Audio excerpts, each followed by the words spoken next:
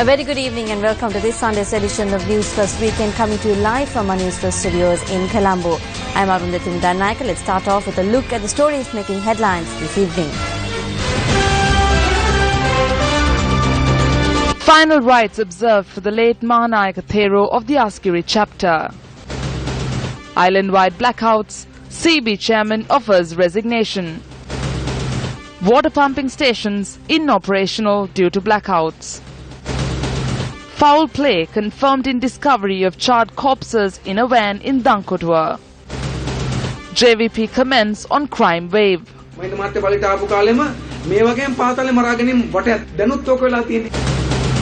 7 deaths caused by road accidents in the past 24 hours. The final rites of the late Maha of the Askiri chapter of the CM sect, Most Venerable Galagama, Sri Atadisa Thero, were performed at the police grounds in Askiri under full state honours earlier this evening. A large group, including Buddhist clergy, arrived at the Pauro Pali Memorial Hall this morning as well to pay their last respects to the mortal remains of the late Maha Thero.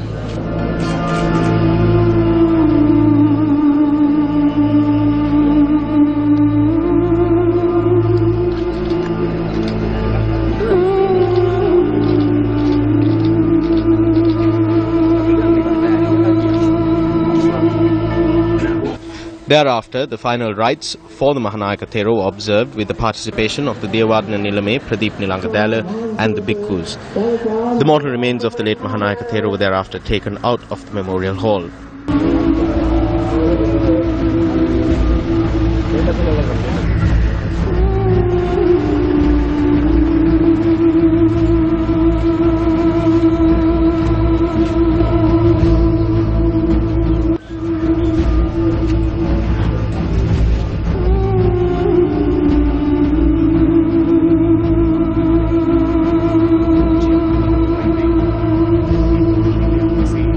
The cortege then reached the Askiri police grounds for the cremation.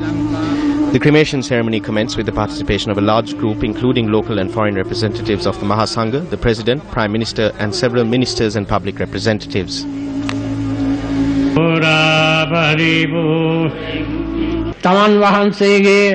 The Maha Thero led a simple and pious life. He preached the Dhamma in a way that he was able to win the hearts of everyone. It is with respect that I note that he always showcased this nature and quality throughout his lifetime.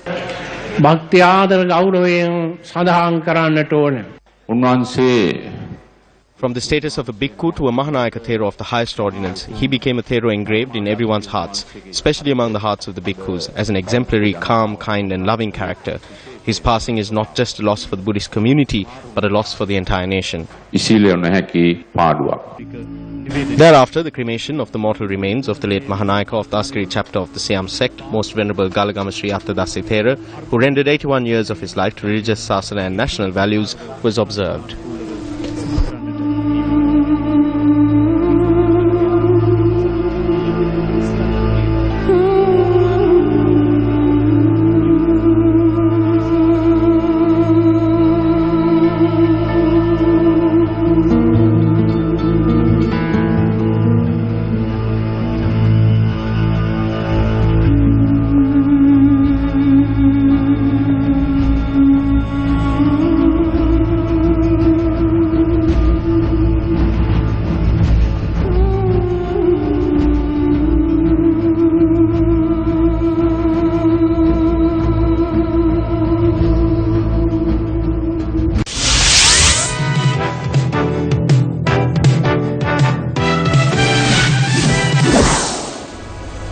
මෙන්න විශේෂ පුවතක්.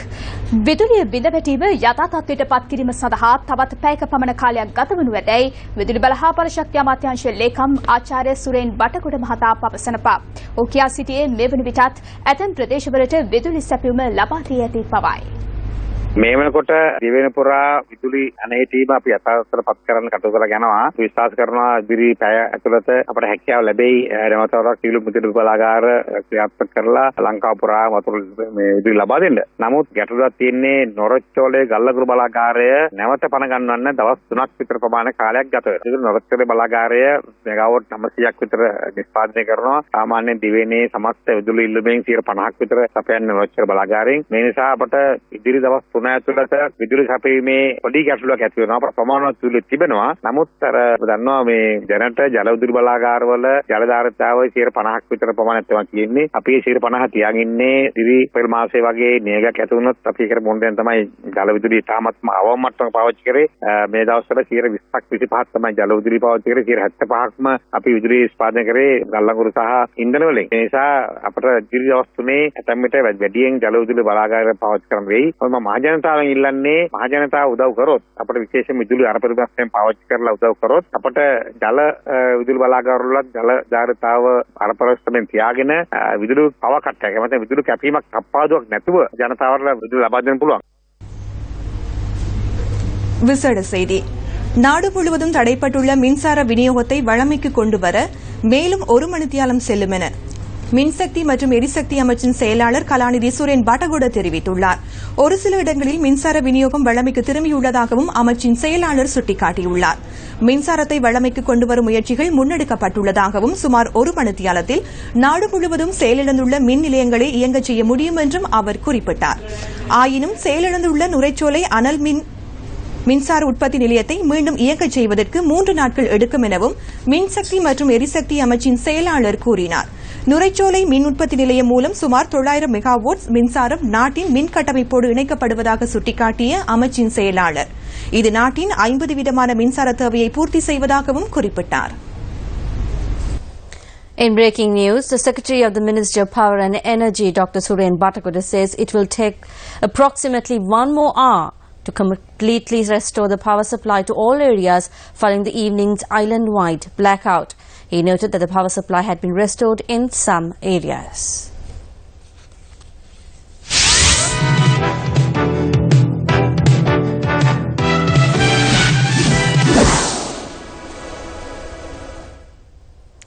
Two island-wide blackouts were experienced today with the power supply yet to be restored.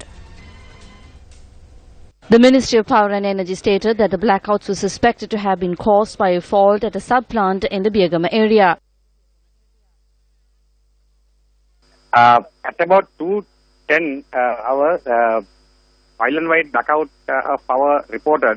This has happened due to 220 kV transformer at the Biagama has tripped due to some reason. Then once the 220 line is tripped, other system has not been able to resist.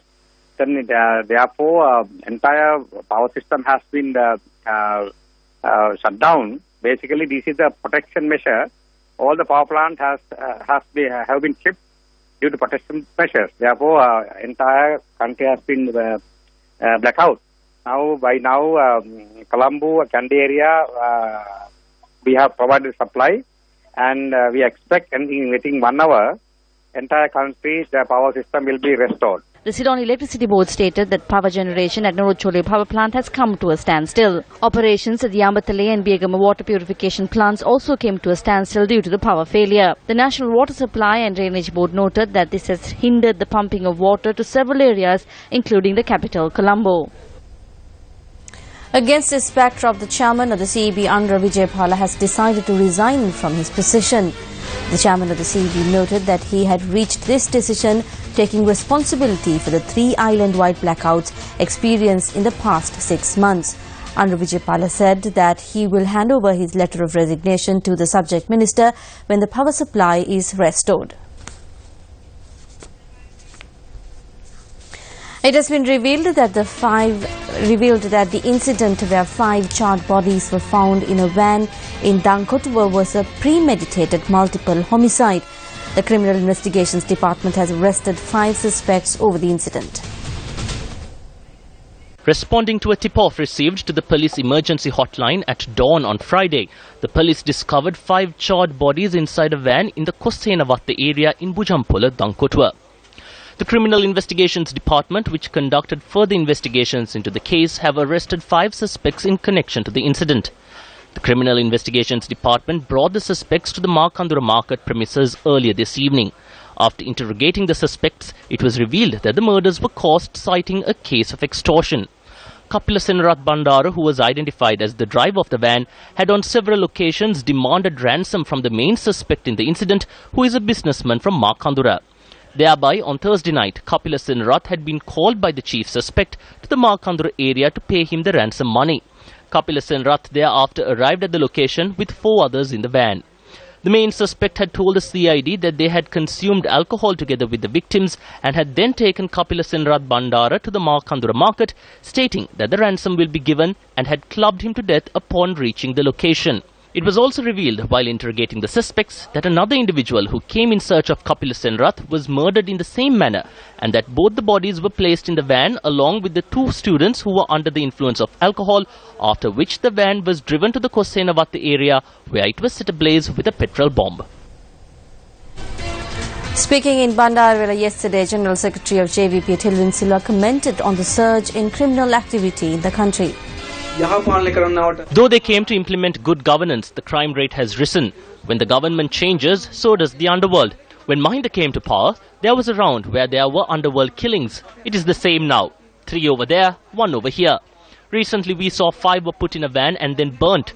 The phases in Parliament and Cabinet have changed. The colours of the government has changed. Previously it was a red and blue government. Now it is a green and blue government. The Cabinet of Ministers have changed. The positions have changed. But what hasn't changed? The problems in the country. You're with News First, and up next is a look at Action TV.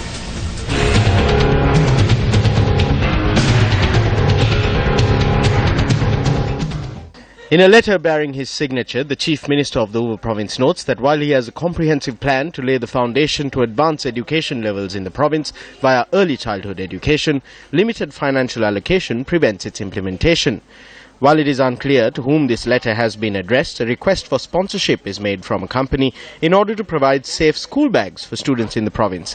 Reports indicate that malnutrition is the major problem facing school students in the Uva Province. While it is in no way sufficient to resolve all the problems in the Uva Province, this letter, addressed by the Chief Secretary of the province to the manager of a bank branch in Badulla, shows that there is a sum of more than 300 million rupees in fixed deposits alone in the name of the Chief Secretary. Through this letter, the Chief Secretary is informing the branch manager that these fixed deposits are being closed. A letter addressed by the branch manager to the Chief Secretary on the 8th of March notes that after it was explained to the Chief Minister's personal secretary that the closure of the deposits would lead to a loss of more than 17.3 million rupees in interest earned, it had been agreed to continue with all 6 fixed deposits. The reason for this letter to be penned is that even after the facts were explained to the Chief Minister's personal secretary, on the 4th of March, the acting Chief Secretary of the province had informed the bank of the need to close 2 of the 6 fixed deposits. The total value of these deposits exceeds 150 million rupees. Nevertheless, the acting Chief Secretary later informed the branch manager that he was withdrawing the decision to close the deposits. An emergency motion presented by Provincial Councillor Samantha Vidyaratna, highlighting the loss of more than 20 million rupees through attempts to close these deposits, was taken up for debate in the Provincial Council. On the 10th of March, the chairman of the council informed the Chief Secretary that the council had decided not to close these fixed deposits. However, the very next day, the acting Chief Minister closed the 2 fixed deposits as per his original decision. Since the deposits were yet to mature, the Provincial Council lost interest earnings amounting to 10.3 million rupees.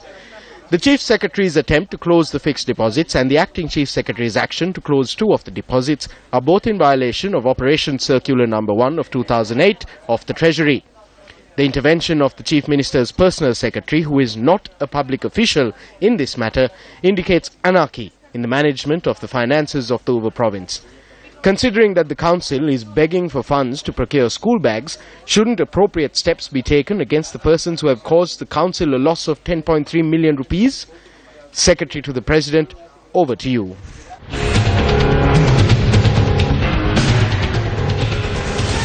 Minister of Finance Ravi Khananayaka, who is currently on an official tour to India, met with the country's President Pranab Mukherjee today. The meeting was held at the official residence of the Indian President, Rashtrapati Bhavan in New Delhi.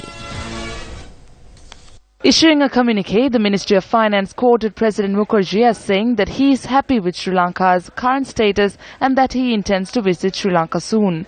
The communique adds further that while the economic affairs of the two countries were discussed, the Indian President had said that India can provide Sri Lanka with its experiences and other assistance required in its efforts to move forward in the region. It was agreed that a joint training exercise with funding from India and Sri Lanka would be established in the region. The primary discussion with the President focused on the relationship between India and Sri Lanka, investment zones and financial assistance. I also took this opportunity to extend my gratitude for what India has done and to invite India to create a route to encourage investment in Sri Lanka. I was told that this would happen and that there was no need to ask. I can say that the friendship between our two countries is growing every day and that with this unity both countries will strategically face global economic crises together.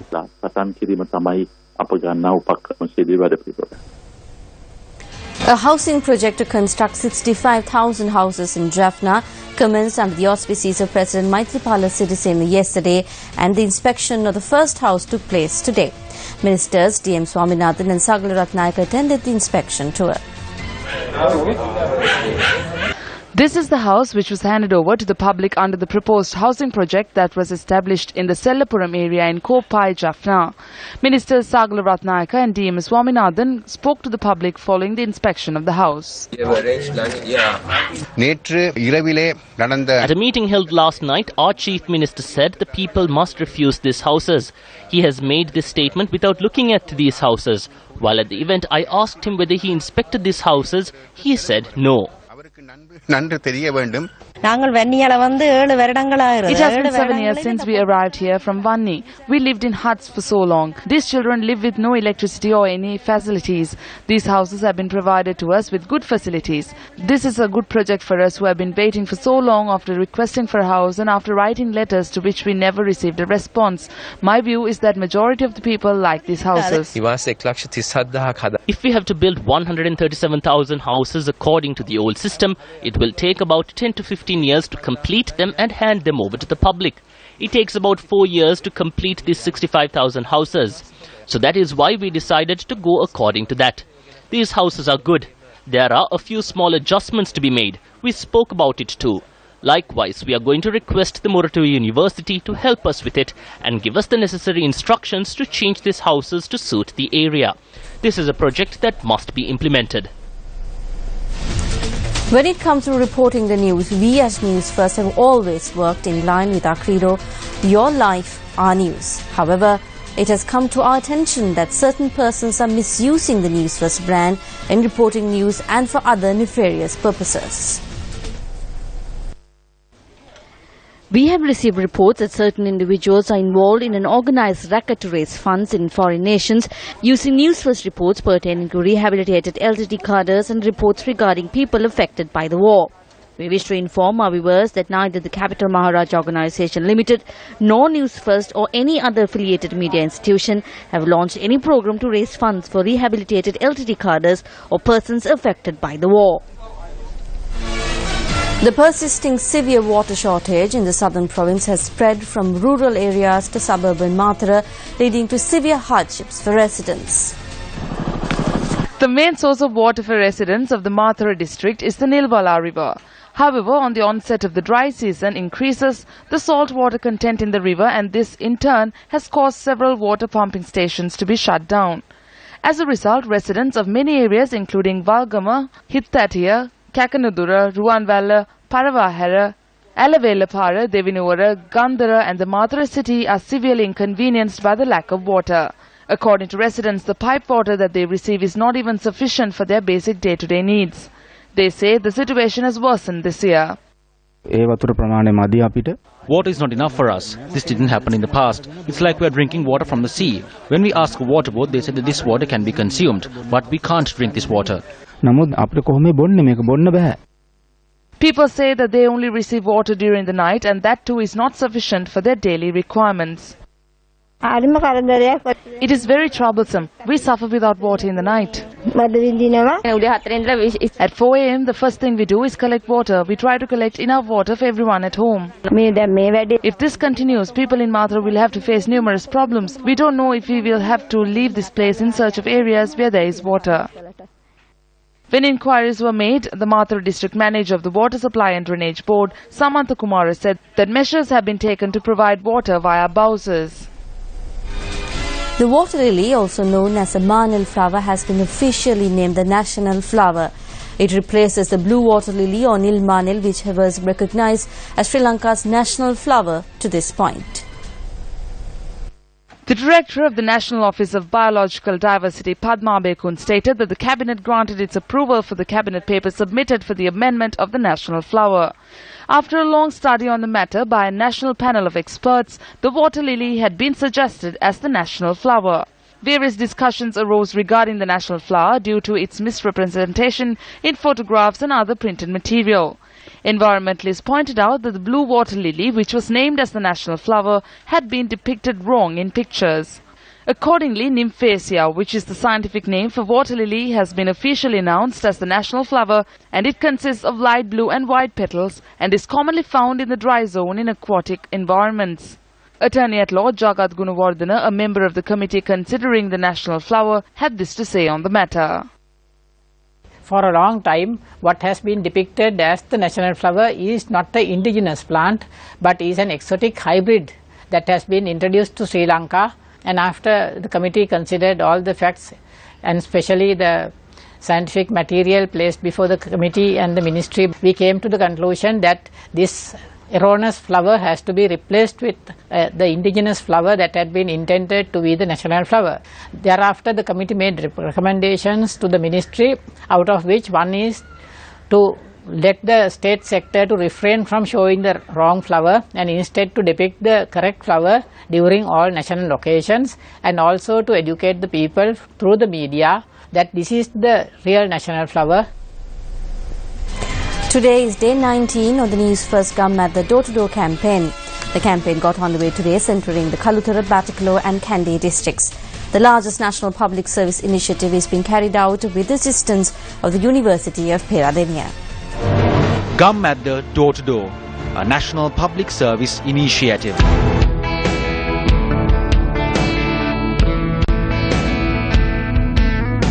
The Newsfirst Gammatha team in the Kandy district commenced their journey today from the Pallule Pitawal Kirti Sri Rajasingha Rajamaha Vihāraya in Ududumbara.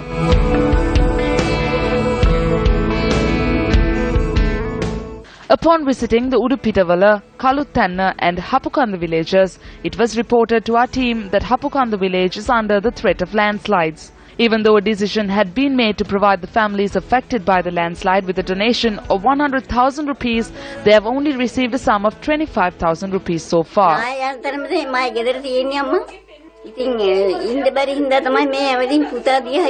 Only this grandmother is here. Even she doesn't have a place to stay. The government has given only 25,000 rupees to build a house. We can't even predict when this stone will fall. When we walk down this road on rainy days, we walk in fear. Senior lecturer at the Department of Geography of the University of Peradeniya, Dr. Tilak Bandara, expressed his views on this matter.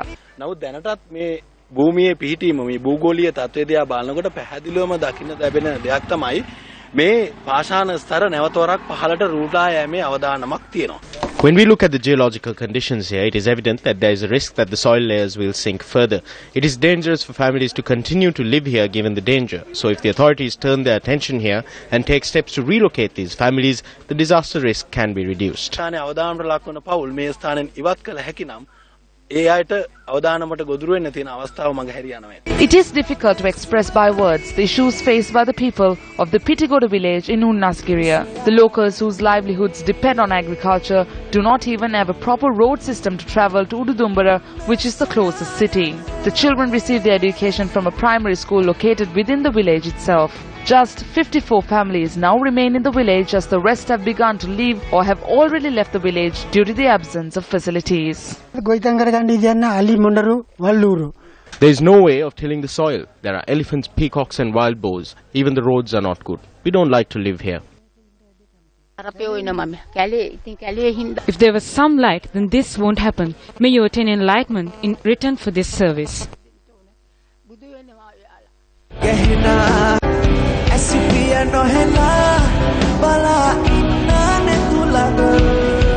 The The Newsfirst Gammatha team, which is going from door to door in the Batiklo district to inquire into the issues the people face, commenced today's proceedings following religious observances at the Tiruchandur Murugan Kovil. Locals of the Ollikulam village have been at the receiving end of the devastating tsunami as well as 30-year-long civil war.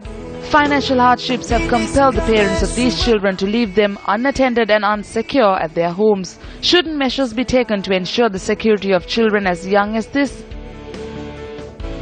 The Newsfirst Gammatha team thereafter visited several villages including the Kokkadichole, Urani and Kadakamune villages. Locals of the Vaunathivu village in Batiklo are those who fled their homes during the war and now have returned.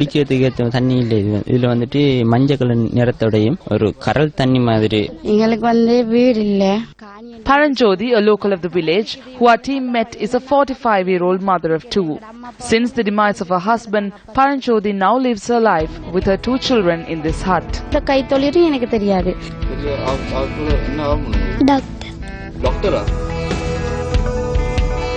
This is a hut which a villager of the Uppadu village in Trincomalee, who lives amidst many a issue, calls home. This hut provides shelter to 5 people. The residents of this hut say that they had been living under this roof for nearly 6 years. This was the appreciation which was shown to us following a promise made that a house would be constructed by the MTV MBC networks.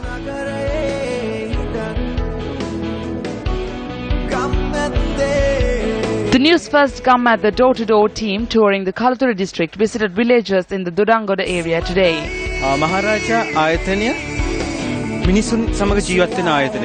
The Maharaja organization is with the people. We go beyond the profit motive and we always think of ways to serve the people, and that is why we are here.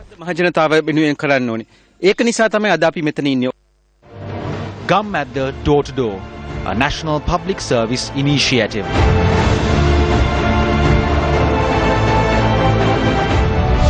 Unparalleled island-wide campaign, Gammatha door-to-door. Newsfirst, Sri Lanka's largest and most influential news provider, together with the University of Prerabeni, takes the unprecedented step. Walking from home to home, asking people this one simple question: what would make your life better? From the 24th of February to the 18th of March, covering all 25 districts, ensuring the very last home in each village is covered. A revolutionary campaign with one aim, giving a voice to the voiceless. Taking a look at another one of our headline-making stories, 7 people were killed in motor accidents which occurred across the island over the past 24 hours. 6 people were killed and 3 others injured in motor accidents which were reported from the Buralesgamuwa, Katugastota, Ambepussa, Navagatte Gama, Alawa and Mirigama areas last night. An accident was reported from Buddhama, Siembalandu around 8 last night when a tractor veered off the road and toppled. The driver of the tractor was killed in the accident. An accident occurred at the Ambepussa junction when a 3-wheeler collided with a container truck at around 9 last night. The driver of the 3-wheeler was killed in the accident. An accident which occurred in the Maha Thero town this morning was captured on CCTV cameras.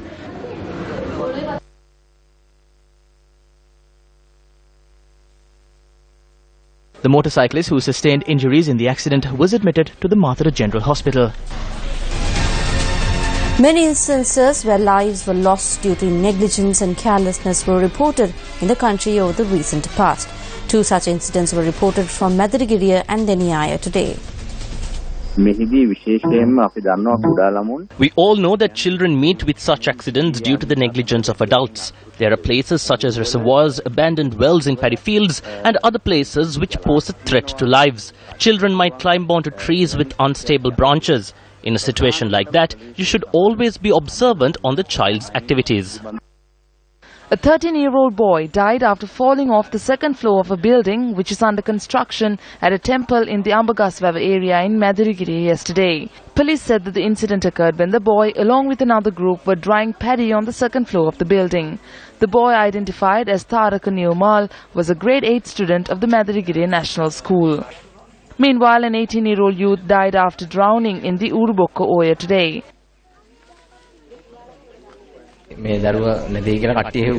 The villagers were looking for him after he went missing. After hours of searching, we found him. He had drowned in a hole at the center of the river, which is around 30 to 35 feet deep. The victim was Tushara Madhushankar, a resident of the Hasarali village in Urubokka. With that, we wrap up tonight's edition of News First Weekend. Thank you very much for joining us. Good night.